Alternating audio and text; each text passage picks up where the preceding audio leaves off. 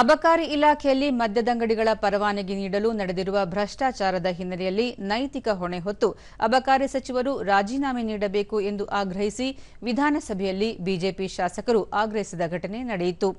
ನಿಲುವಳಿ ಸೂಚನೆಯಡಿ ವಿಷಯ ಪ್ರಸ್ತಾಪಿಸಿದ ಆರ್ ಅಶೋಕ್, ಮದ್ಯದಂಗಡಿಗಳಿಗೆ ಪರವಾನಗಿ ನೀಡುವ ವಿಷಯದಲ್ಲಿ ಭ್ರಷ್ಟಾಚಾರ ನಡೆದಿದ್ದು, ಅಬಕಾರಿ ಸಚಿವರ ರಾಜೀನಾಮೆಯನ್ನು ಮುಖ್ಯಮಂತ್ರಿಗಳು ಪಡೆದುಕೊಳ್ಳಬೇಕು.